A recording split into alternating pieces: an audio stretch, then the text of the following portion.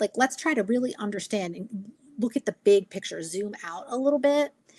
And I would say, if you actually add up, for most of us, if you actually look at your whole life, you've done a lot more probably, and you've probably accomplished a lot more than you give yourself credit for. All you remember, psychology calls it a negativity bias, but all you remember is what you perceive as the failures and the bad stuff.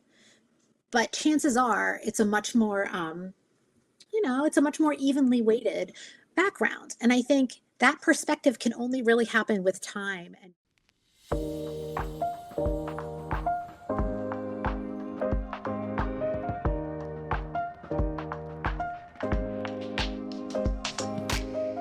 Hi, everyone, and welcome back to Systems with Laura, the podcast where we explore how to build businesses that work better through systems, processes, technology, and the people behind them.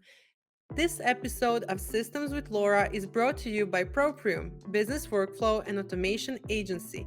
If you're building a service-based business and you're overwhelmed by operations, automations, or choosing the right tools, this is exactly what Proprium helps with. Proprium builds systems that help you save time, reduce repetitive work, and scale without chaos. Learn more at proprium.agency. Today's conversation is a little different, but incredibly relevant for every entrepreneur, business owner, and leader. We're constantly told to follow best practices, adopt new frameworks, optimize everything, and learn from experts. While all of that can be valuable, there's another question we don't ask often enough. At what point do external systems stop supporting us and start replacing our own judgment? My guest today is Liz Lewis, author of the book You Are Not the Problem. Her work explores self-trust, the invisible forces that shape how we think about ourselves, and why so many capable people end up believing they're the problem when often the systems around them are.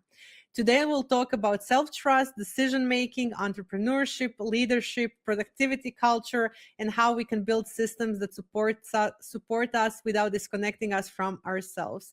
I want to welcome Liz to Systems with Laura. Welcome. Hi. It's really lovely to talk to you today, and I'm really looking forward to hearing more about this topic. So I'm wondering, how did you get the idea to write this book, and tell us a little bit more about it?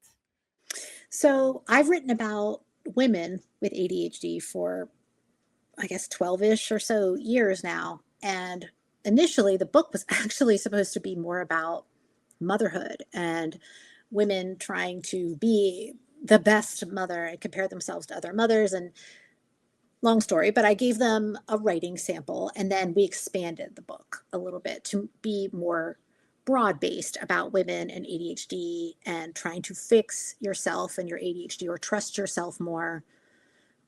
And the whole section of the book that would probably be relevant for you is it kind of came about just there, like with trying to expand the topic to include work, life, creativity, some entrepreneurship, and all of that. So it kind of came. I've been writing for a long time, but it came this direction by default, sort of by accident, actually.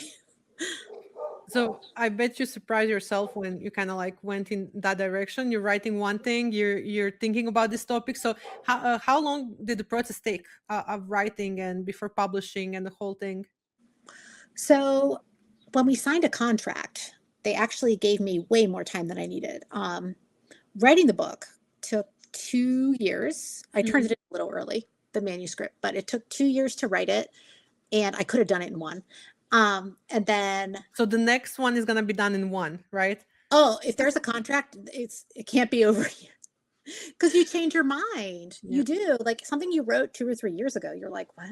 I don't. But then it took like 7 or 8 months to even start editing. So then we started editing after I turned it in. And then the editing was pretty quick, actually. It wasn't that difficult. We did the editing, and then we waited another like 6 months for it to be released. So it was a 4-year project in total. Wow, that's Yeah. that's a long time. Yeah. So I bet when it arrived, I actually remember when you showed it, because Oh, we yeah. we know each other from the writers group. So I remember when you showed it and it was in your hands. That was pretty cool, basically. So how did that feel? How did the whole, it's done? What do you do now? Yeah. Well, because I have ADHD, the waiting periods aren't good. Because when you're waiting, when you're in waiting mode, whether you're waiting for your book to come out into the world or you're, waiting to hear back from a job interview or waiting mode for the ADHD brain is not great because you're sort of depending on something else outside of you to give you feedback. Because for ADHD brains and people with brain-based challenges, it's very hard to be in waiting mode and not have answers and have a lot of uncertainty and ambiguity. That's really tough. So it wasn't awesome, but I got through it. You got through it, and now you're celebrating, I would say, Yeah. because it seems pretty interesting, and I love the topic. So that's basically what we're going to talk about today, mostly. But I'm wondering, I also asked you this when we were preparing. I am not that well educated on ADHD, OCD, any sort of things like that. The only things that I know are basically just when people use them, in a joke or something like that, or I know certain things, how people describe it, etc. But I am really not educated that well on the whole topic. I know it's mentioned a lot. Could you, teach me a little bit as an intro, and then we build that topic and connect it with the systems and the business and everything, because I think it's pretty interesting to explain it, since it's mentioned every day everywhere, but I don't It think is. people understand it thoroughly, or I really think they misunderstand the whole thing. Yeah. So technically, ADHD is a neurodevelopmental disorder, meaning it develops in your brain and it starts when you're a child. We know now that you don't generally grow out of ADHD as your brain matures. Um, and it's a wiring thing. All the different parts of your brain might not communicate as well as we might like. And fundamentally, especially for adults, it's different in school age children, but fundamentally for adults, the challenge with ADHD is that the things that should be just part of adult life, the scheduling and time management, prioritization, maintaining your interpersonal relationships, um, your work in the world, and finding meaningful work. And a lot of ADHD folks are actually underemployed, and we have trouble with work, which is why so many people with ADHD lean toward entrepreneurship. All of those sort of adulting tasks are impacted by what we call why faulty executive function. I don't like the word faulty, but that is like the set of skills. Executive function is a set of skills that most of us acquire as we grow up. People with ADHD are missing, or the skills are unevenly distributed. And so as an adult, we present as sometimes flaky, unreliable, and we internalize a lot of that. And then it causes a lot of emotional stuff. And that's probably why you hear about it on the internet all the time, because it's people telling like the experience, explaining the experience. I'm also surrounded by entrepreneurs, and I think Yeah. Yeah. yeah, I think that I recognize everything that you said. Yeah. So I think that also kind of that basically leads to self distrust. So Absolutely. how did you get to that topic, and how did you solve that for yourself? Well, I think, one of the things that clients say, and one of the thoughts a lot of us have with ADHD, particularly if you were not identified younger as a kid and you're just finding out when you're 40, 50, 60 or beyond, I think you think to yourself, if this is a wiring issue in my brain and I can't control my brain, you know, as women, we are socialized to be very regulated. We try not to be overly emotional because people make jokes about women and emotions, and we try not to be reactive because then we're called bad names. In a workplace, if you're too assertive, people don't like that. And I think when you realize that this is not something you're doing, this is not you not working hard enough, this is not you being lazy. This is literally a brain-based challenge you are having. And then you think, but I can't fix it. There's nothing I can do about it. This is my brain. And if you can't trust your brain, how do you trust yourself to do anything? And fundamentally, like at the bottom of all of this, I think that there's that big question. And in terms of myself, I would say I don't always trust my brain, but I have developed enough supports externally. I've had enough therapy internally that I don't trust my brain all the time, but I know, talk about confidence. I have confidence that when things go bad, that I can handle it, that I can learn it, that I can figure it out. Will I do it perfectly? No. Will it be a mess? Yes. But I feel confident that even when something goes wrong, I will be able to weather the storm and I'll be able to handle it. But I wouldn't say that I trust my brain 100% ever. I think that's a really great way to put it. I feel like years of therapy kind of lead Yeah. to that point, Yeah. because that's basically my conclusion from everything I experienced in life. I just came to the point where I trust that I'm gonna solve it, right? Yeah. So that's the only thing that you can guarantee in life. You can't guarantee anything else. But like, Hmm. I'll handle it, whatever it is. We'll figure it out. Hmm. So, what you're saying, kind of, you know, in my mind, it goes to examples of women in entrepreneurship where I Yeah. see them overly educating themselves, like overly doing this, overly doing that, like trying to get either a huge amount of credentials and certifications, Yeah. or they're very reliant on coaches and consultants and Hmm. mentors, and it's never enough, basically. And they maybe sometimes keep themselves in the same place, and they are looking for advice and approval and validation and all of that. Would that fit that assumption? Basically, would that be how it manifests in entrepreneurship?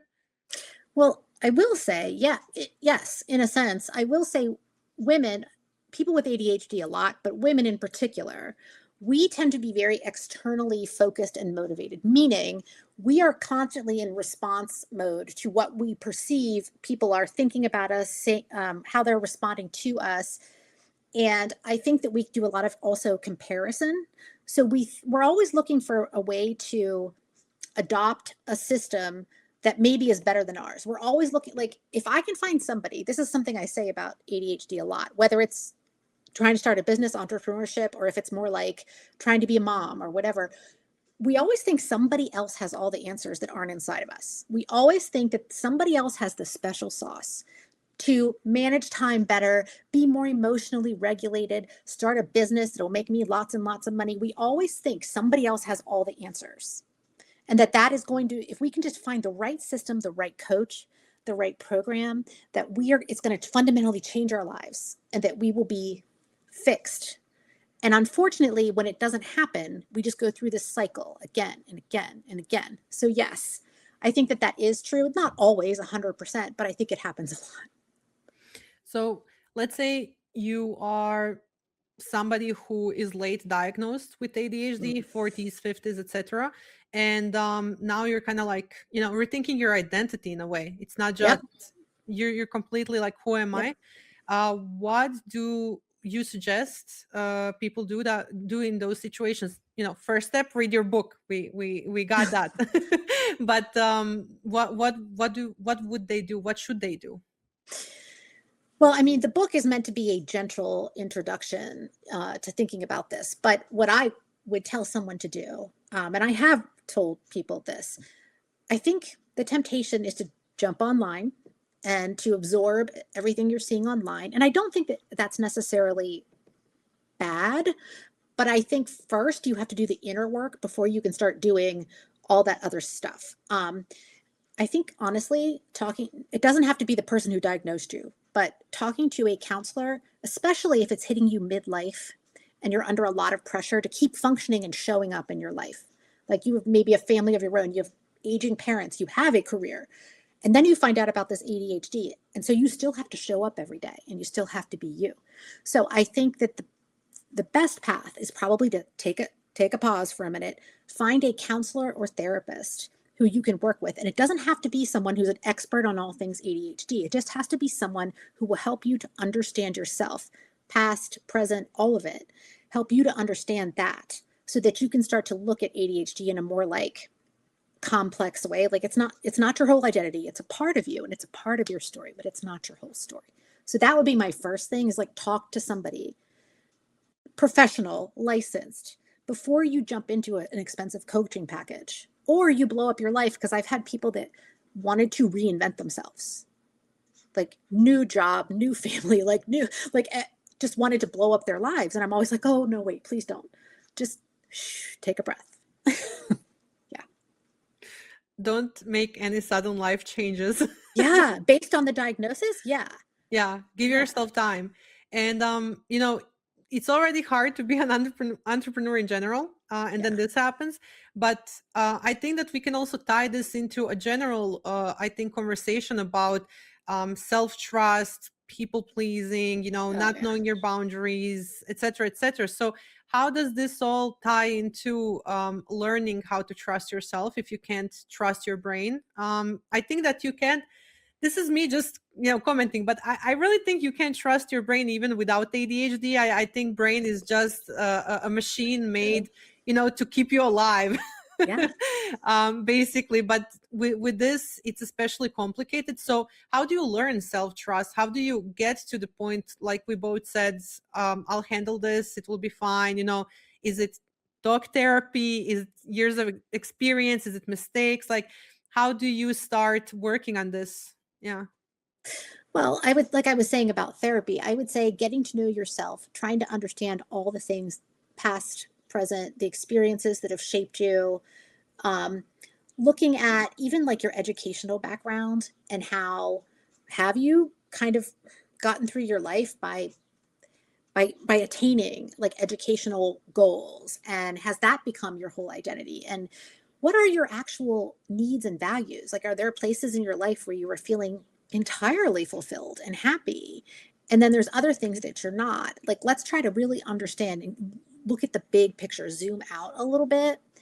And I would say, if you actually add up, for most of us, if you actually look at your whole life, you've done a lot more probably, and you've probably accomplished a lot more than you give yourself credit for. All you remember, psychology calls it a negativity bias, but all you remember is what you perceive as the failures and the bad stuff. But chances are it's a much more, it's a much more evenly weighted background. And I think that perspective can only really happen with time and people that are close to you, understanding who your support system is and understanding where you still need more support, maybe, and getting really comfortable talking to people about, this is where I've coming from, this is where I am, and going forward, I think I'm going to need to shift some things, and I'm going to have some boundaries around things. And I think it takes time. I think it takes time. And like you said, you're never going to be like, I own this. Like, I'm good. Like, that's not a thing. But it's more just getting comfortable with the way it is. And I think once you settle into it, then you're much more able to try new things and get experimental and have a good time, Yeah. Yeah. Yeah. Do you think that we kind of build that, or we recover that? Because I know when I was a kid, I didn't have doubts. There was a time in my Yeah. life, I think up to 6 or 7 years old, I didn't have like stage fright or stuff like that when I was Yeah. a kid. It only happened. I was thinking about that the other day. Yeah. In when I was in kindergarten, we had like a little play, and I was a flower. I was some sort of flower, and I still remember that I didn't have any stage fright. And then later on, I would do speaking engagements or anything like that, facilitate workshops, and I would not feel well because I was so scared, until I started like unraveling that and like being okay. So maybe it's excitement, maybe it's this, maybe it's that. So like those are small things that can happen, but I think that we Yeah. kind of learn that shame, and we learn um you know people's expectations, we learn the reactions, and you kind of Yep. start looking life through that lens. And I feel that maybe it's not even something you build, it's something you recover. How do you process that? Yeah, I have some friends who wrote a book a few years ago. I think they're working on the updated version of it. And one of the exercises is called the Radical Guide for ADHD Women. It's from Sari Solden and Dr. Michelle Frank. And one of the exercises in that book is about going back to, if you need to, your childhood and the things that really lit you up, the interests, the little hobbies, like the things that really lit you up, and trying to figure out and rediscover what is still real to you and what you can just, like, no, I've moved on. But actually exploring those parts of you, because there's so many parts of each of us that we've forgotten over the course of years. And sometimes that's the key. Like, if you just go back to the very beginning, like, sometimes that really is a key to something that you're looking for that's been missing. But again, you have to take a lot of time. And I think that's the other thing with something like ADHD. I think our instinct as women, as adults, is to go into fix it mode. In the book, I talk about fix it, like how I actually have therapist friends who have told me that women will get in for their first appointment and they'll say, how many sessions do you think it'll take to like heal me? That's not what we're here to do. Like, but I think we go into that really quickly. Like we want to fix it, band-aid it, find a strategy. And I think we exhaust ourselves in the process. I am not laughing because I think that's silly. I am laughing because to my first therapy session, I came with notes. Yeah. And I was like, so here's a recap. Here's the Yeah. summary. What do we do? Like, Yeah. do we focus on this or that or this or that? Yeah. Can we what's do our it whack-a-mole strategy? style? Like I call Yeah. it whack-a-mole, like the carnival game. Like, Yeah. oh, Yeah. boom. Yeah. Oh. Yeah, Yes. yeah. Yeah. I sometimes I envy men how they this is not, I don't want to generalize because not everybody is like I that, but know. mostly men are more like that than women. Like how can they just relax I and think know. about nothing? I know. It is interesting. It is a Yeah. different, but I also think they're raised differently Yes, and yes. socialized differently, I think there's a you lot know? of cultural aspects Yeah. and especially when you're a woman. And this is very interesting to talk about with you because I was raised in Eastern Europe, so like completely different culture, right? Hmm. So, but still same things that we find that women have. There are expectations from women in every culture that are much more stricter than men, always. So yeah, Yeah. and it makes me feel like there is this like a list of things, and again, look at me trying to fix it, basically a list of things that we added on top of our personality, that you, when you get to a point in life where you feel I want to get to know myself better, I want to work on myself, where you go, okay, that's not really me, that's not really me, that's social expectation, that's this, that's that you kind of have to go, and it's an interesting experience, and then figure it out to get to that point where you get to be I'll handle it, it will be fine, I'm comfortable in my own skin, and it's a process, it takes a while. Yeah. It does. And I think it's ongoing. Like it isn't a destination. Yeah. It's just there is no destination like a day when the day will come you'll be like, I got it. I got it all under control. I'm Yep. good. There's no level 100, you won the game, that's not how Yeah. this works. Yeah. So we went over self-trust. I'm now thinking more about like anxiety, fear, Mm. stuff that I feel like anxiety is something that I bring to myself. Mhm. It's something that I reasonably use, maybe even as a habit. And Oh again, yeah. I am not talking about people who have disorders and all of that. That's Yeah. completely different. I'm just saying, I think that sometimes I create my own problems, and the more I'm aware of that, the more I can work on it. But first few years of entrepreneurship, I didn't know that. I really thought everything was a catastrophe. Liz. I was like, unpaid invoice. Oh my God. Right. What are we going to do? It's late one day. I didn't launch my website when I planned to. So I was very much catastrophizing about a lot of stuff. How do you cope with that? How do you organize systems and routines to build self-trust, remove anxiety, remove all of those things? Just Well, fix us, Liz, in 5 minutes, please. sure. I actually have a whole list of like ways to build external systems so you don't have to rely on your memory or anxiety. And I was about to say anxiety for a lot of people, we live on anxiety. A lot of us live on anxiety. It helps us get through our education. It helps us meet deadlines. It helps us, perform when we need to. The problem though is as we age, right? We get that adrenal fatigue, that adrenaline rush that we used to do things when we were in our teens and 20s and maybe 30s. By the time you're in your 40s, then you're just left. There's this like a rebound period after you exert yourself like this. And some people just call it burnout, but sometimes it's so repetitive. It's like chronic burnout. It's like you go through this cycle of time, and anxiety can be a motivator. The problem is over time, it doesn't work anymore, and it's not actually good for you to live that way. So what I always say is instead of relying on anxiety or negative consequences as the only thing to keep you going and to keep you functional, you have to create some kind of system outside of yourself, but you have to do it in a way that's like aligned with your energy, if that makes sense, your patterns, your personal needs. And like the first thing I have here on my list is about creating structures, like a loose structure to your time. And when I talk about structures with people, I always say structure is, everybody rails against it, but everybody needs it sometimes. And it can look like I'll use myself as an example. I work for myself. I'm not much of an entrepreneur. I have a very small like coaching practice, but I wanted to write this book, right? So I decided that I was going to only see coaching clients 3 days a week, and that I was going to use the other 2 days for writing and research tasks. And I had to have boundaries around that, and I had to preserve my energy. But I made that decision and created a structure of 3 days coaching, 2 days writing.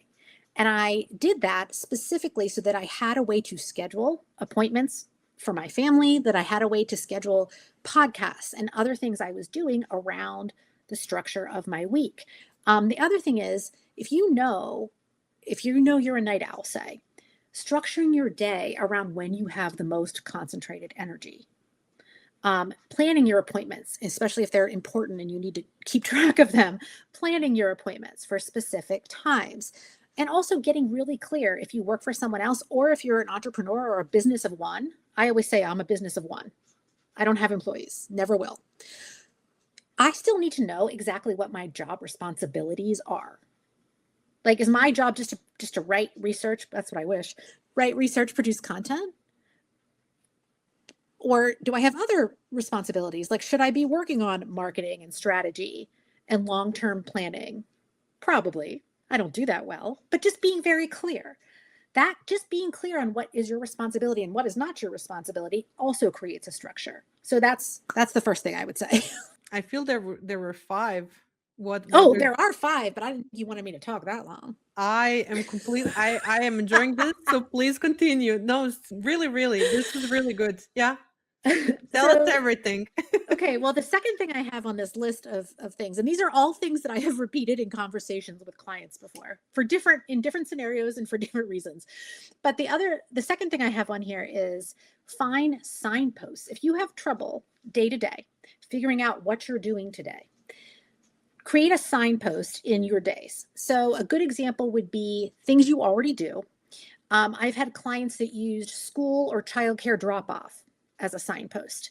I have, for example, I walk my dog, unless it's like pouring rain. I walk my dog. That is kind of a signpost that my day is starting. Or sometimes I take a shower and I know as soon as I'm done with my shower, I got to start my worky work. So find something that you do that you can use as a signpost to anchor yourself to the rest of the day. Check in. If you have, I don't know, people you work with or people you're accountable with, check in. If you're having trouble deciding, oh my gosh, I have 7 hours today, I don't know what to do, ask for feedback about prioritization. If you don't know what you're doing, maybe somebody can help you to make that decision about how to spend your time. Utilize, if you have access to it, things like our book group, writing groups, co-working groups. In ADHD, we call this body doubling. Utilize other people, because there's a weird thing in our brains when somebody else, even if it's on a Zoom, when somebody else is doing things, we have a tendency to sort of mirror them and do it as well. So that was like the second part of what I was going to say is find these signposts, find other people to bounce off of to structure your days, your individual days. Number 3. Okay. If you have any kind of brain-based challenge, or if you're just underslept, or you're just a person with a bad memory, externalize everything so that you don't have to rely on your brain. You don't have to hope to remember to set a timer. Remember to set a timer so that you remember to do a thing. No, that's too hard for a lot of us. So if you are going to use calendars, clocks, timers, I would recommend making them very visual. I would recommend something large. Sounds wild, but just having like a phone reminder is not that big. Sometimes you need something a little bit more visual. Sometimes even analog helps so you can see it with your eyeballs. When you are transitioning between tasks, most of us have to do more than one thing in a day, right? try to give yourself transition time, because it's really hard on your brain and your attention to be working on something, to remove your attention, inhibit the attention, shift over, and then restart, reactivate to work on a very different task. It's actually much harder than we realize, and people think they're multitasking and they're getting things done, and they're not. Their attention is just going from here to here to here, and they're never really closing any loops. So I would say don't do that. If you need to, when you are in a meeting or a webinar or something, scribble, draw, do what you have to do. If you can't handle like staring at the screen and you don't think you're going to remember, do what you have to do with your hands to keep your brain engaged. Break down the steps of a task. So this is externalizing. Actually, a lot of us have a task. Like you can say, I don't know, put together a report for blah, blah, blah, blah, blah for the month. And that actually is a combination of like many, many steps within that task. And for a lot of us, it's hard to even know what the first task is. And you can get really granular with this, like find the file, like click on it, set up the spreadsheet, whatever. Figure out in a very granular way what the task looks like so it doesn't feel so overwhelming, and maybe decide I'm going to do the first 2 or 3 things, or I'm going to spend 30 minutes and I'm going to see how I feel. And then if you need to ask someone else for external support, or if you're just feeling frustrated and you need to talk to someone, try to find someone outside of your own brain, a second brain, to bounce things off of. I think we have another number, or is it all? Now I have 5. Understand conditions. So a lot of people have conditions to actually doing work. You can call that external conditions. You can call it internal conditions. So external conditions are things like your environment. Like I'm kind of weird in this room. Like I need the fan on because I like the air flowing a little bit. I don't like the temperature to be too cold or too warm. I don't like any funny smells either. Like I prefer a bottle of water with me. So all of these conditions have to be met for me to sit down and do something. Otherwise, I'll just keep getting up and I'll find excuses to not to start, right? So figure out what you need to be comfortable and to start something. There's also these internal sort of things that a lot of us have, like I don't want to be hungry. And for some people with a brain-based challenge, especially, there's also like a mental portion of this, like a mood. Like I have to be in the mood to do it. Do you? What kind of mood do you have to be in to do it? How tired, how much energy do you feel like you need to have? Those kind of getting very clear on that. There's a doctor named Dr. Russell Ramsey who calls this Goldilocks syndrome. Like it's too hot, it's too cold, everything has to be just right before I can start. And I would say having an understanding of your conditions to work matters for all of us, brain-based challenge or no. I just think knowing your conditions is really, really important. And I have one more thing. Okay. Basic organization. Do you have a designated workspace? Do you even like the designated workspace? Do you need a change of scenery once in a while? Can you stick to one place all the time? You have to figure that kind of stuff out. What objects, supplies, etc. do you need to do what you need to do? Like, do you need stuff? Do you need pens? Do you need paper? Do you need whatever you need? Do you just need a laptop and that's it? Do you need earbuds? Like, what are the things you actually need? Kind of gather that stuff together. And it can be a messy basket of junk. It doesn't matter. But make sure you have your work stuff. If you're looking to do some kind of tasks or work, make sure you have all the supplies you need to do it. And then if you're one of these people that the visuals matter a lot, it's okay to have a landing zone for your paperwork and your supplies and your work. Like I have a work bag that is pretty much a mess, but all my work stuff, including my calendar, everything goes in there. And that is like the landing zone for anything work related. So I know where to look. If I can't find a scrap of paper or something, I have this ugly bag, but you can do it any which way you want. But it's okay to have a landing zone so you're not searching for your stuff, your work stuff all the time. Okay, I'm done. Okay, I love the whole thing. I wanted you to connect it, and I'll explain why. Because everything you said, I think it's like a mini course for our listeners. If they just listen this part from the whole podcast, they literally have action steps. And I really, really love how you described each thing. And I really feel that technology can help with all of this. Really doesn't have to be complicated.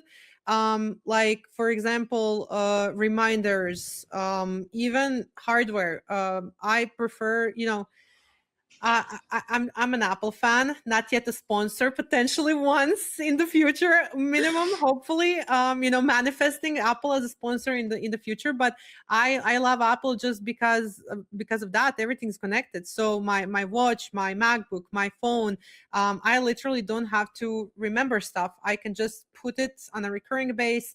It will wait for me everywhere. I just love it. I can't bypass Yep. it. I mean, you can set it up in a way that it's not annoying and all of that, but I like for it to be there so I don't have to think about, when is the next meeting? When do I have this? When do I have that? So I can kind of plan it. Calendars. You mentioned boundaries. So you had 2 days in the week where you wrote your book, did research, and then 3 days per week where you worked with clients. I really love that advice. I personally only do work with clients on Tuesdays and Thursdays.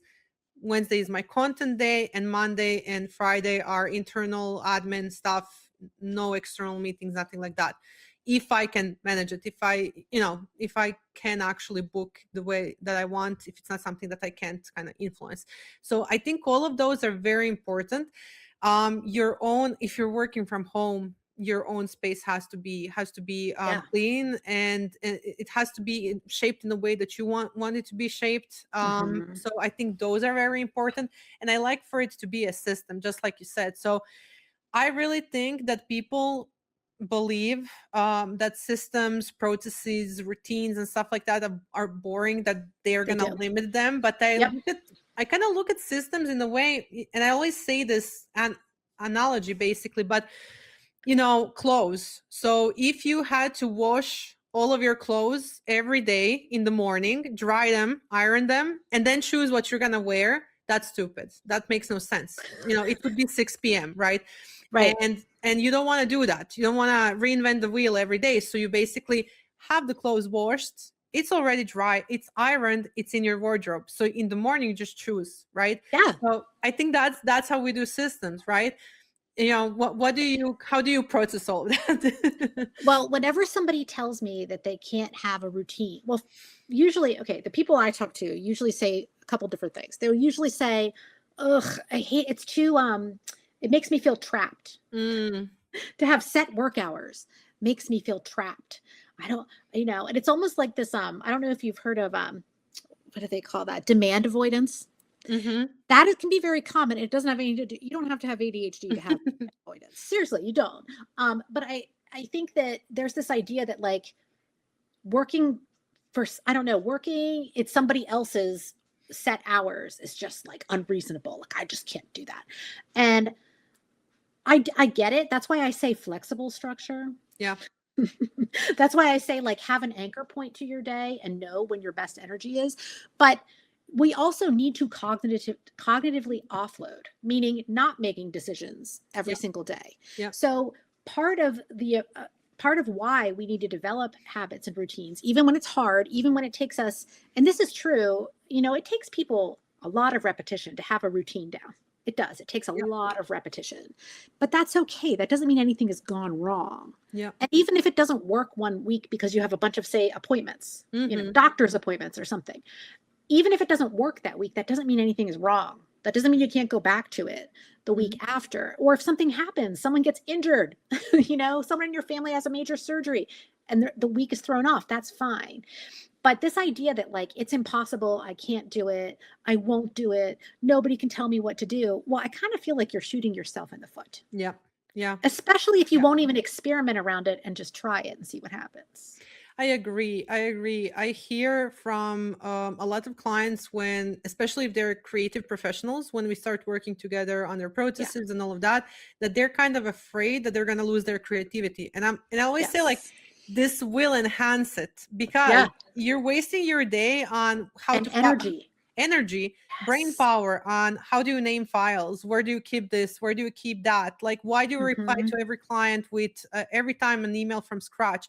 If somebody gets on your newsletter list, you don't send the welcome to my newsletter list manually. You have an email sent, etc., etc. So, like when you write a newsletter, why not have a template for header and footer?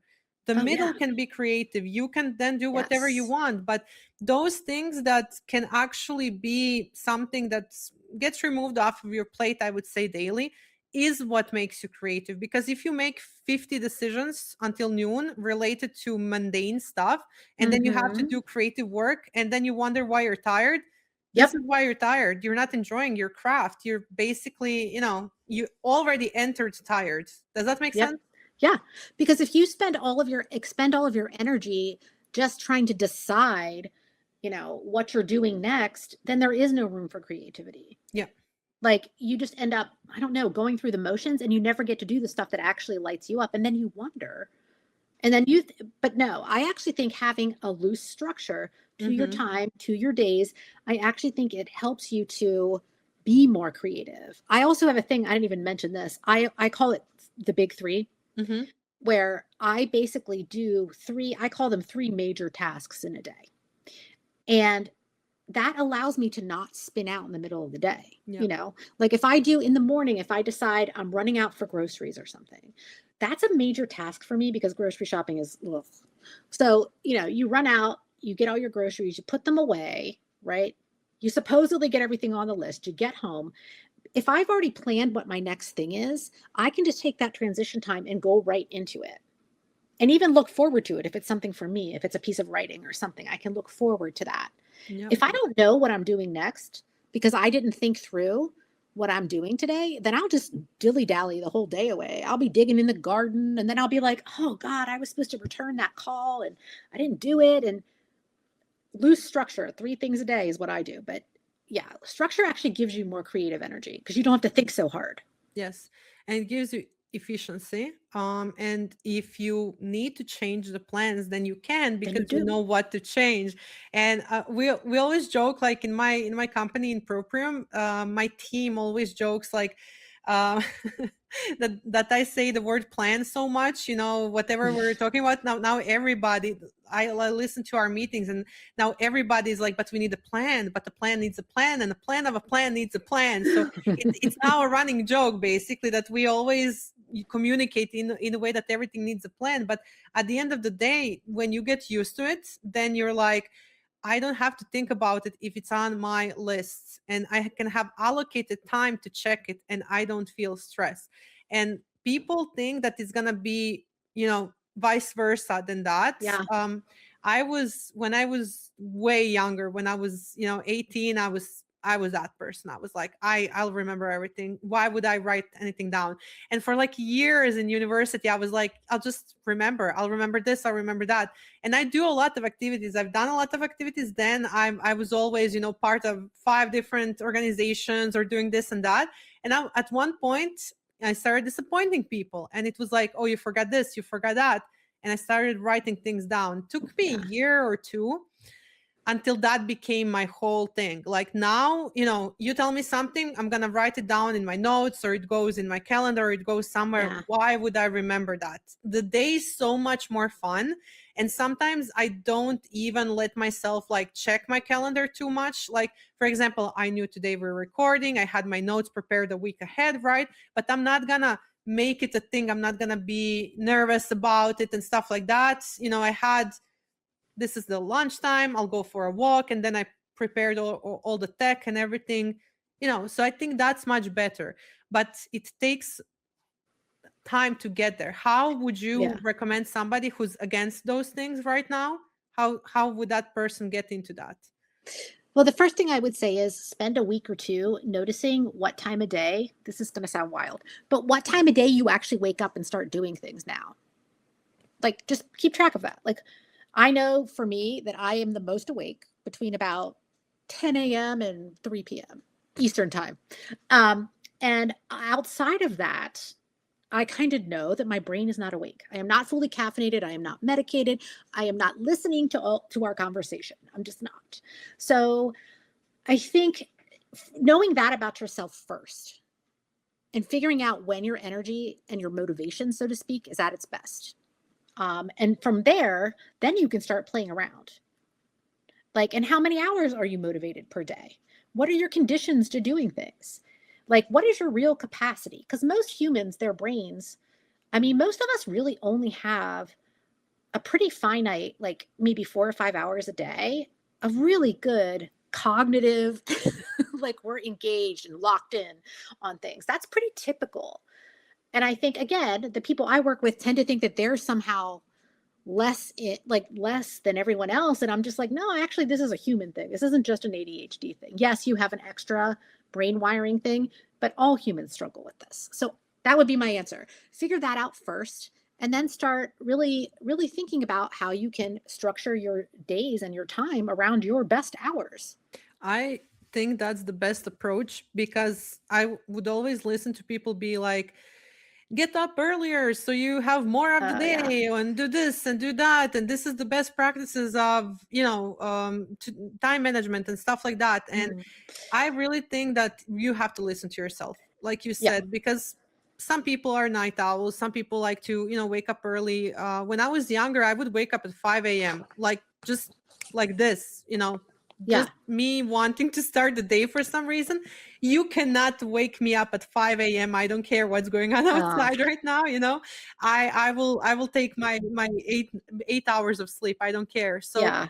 I'm totally different. So bef- before I was very much more oriented to early mornings. Now I'm much more oriented to evenings, and I do different things on weekends because I know nobody can call me or shouldn't call me, for Yeah. business.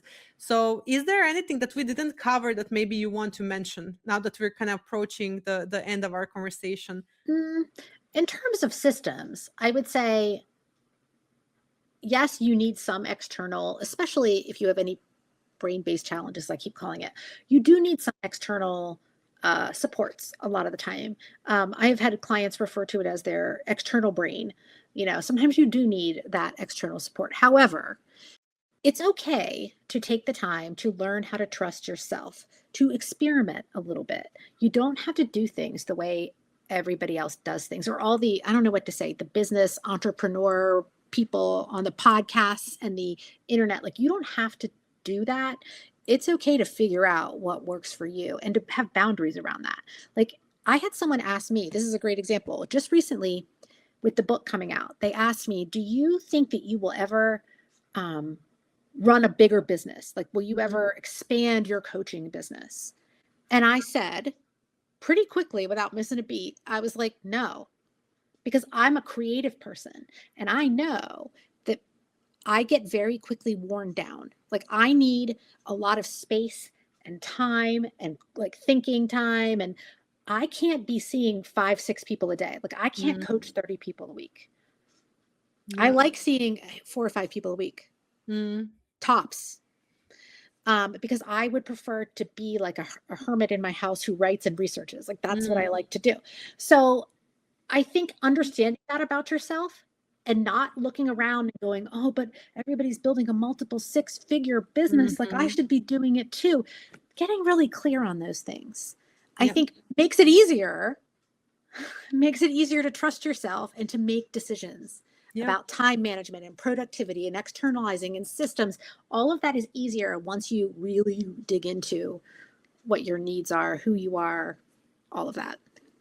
I agree. And you have to be able to differentiate from what you think something is and Yes. what it means for you. For example, when I started entrepreneurship journey, I thought that you got to hustle, you got to do this, you got Yes. to work, 16-hour days. And I did. I still do sometimes, but not because, I'm in that mode. I really thought that was the way. You do that and that's it. It's success. And that's not true. And I Yeah. didn't even have time to kind of like sit down and be like, well, what do I want my business to look like? I, for example, want a team. I have a team of few people. I want a team, but I also don't want to be the center of the business anymore. You know what I Okay. mean? So I really think that it's valuable to also think about, is this my perception of things? Am I just going in a direction somebody told me to do that, my Hmm. parents, or, somebody I saw as a role model or anything like that, or a mentor or anything like that. And then figuring out that layer, because that's the only way to do it. And you're more at peace when you are aligned with Yes. yourself. Yes. And you'll be a better, if you're trying to be an entrepreneur, you'll be a better entrepreneur Yeah. if what you're doing is aligned with your own needs and values, for sure. And I really think that we're entering an era where there can be a one-person business billionaires, for sure.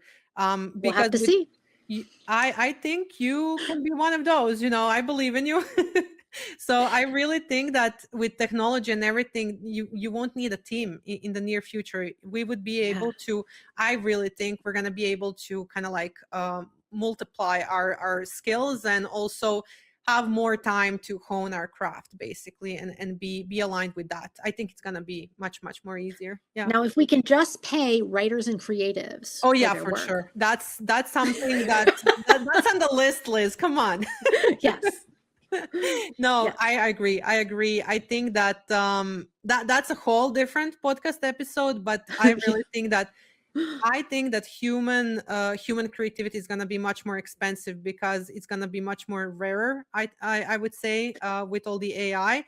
It already feels rare, doesn't it? It feels rare, but I think it's gonna be much more quality, in a Mm, higher quality volume, because I think that AI is gonna give us space and time for mundane things to yeah. be a past, and then we can do other stuff. Yeah, Yeah.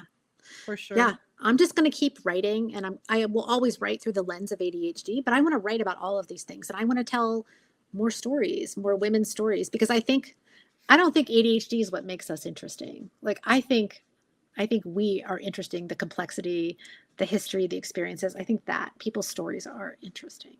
I can't wait to find out what the next book is. I feel with that smile there's something cooking. You know, I need a little break. a little break, and then back to your 2-day routine.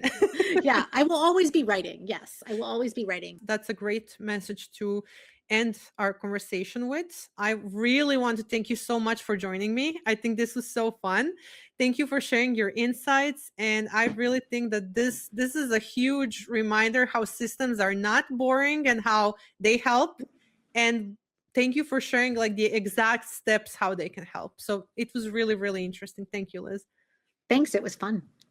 And if you'd like to learn more about Liz and her work, be sure to check out her book, You're Not the Problem, and follow her writing and resources through Healthy ADHD.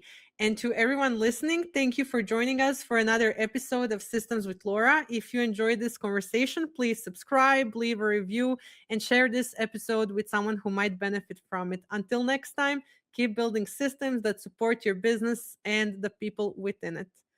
If today's episode makes you realize your tools are not supporting your business, Proprium builds systems in tools like Airtable, SmartSuite, ClickUp, HubSpot, Make, Zapier, and many more. Proprium's team maps your processes, builds your workflows, automates your tasks, and trains your team. If you want systems done properly, visit proprium.agency.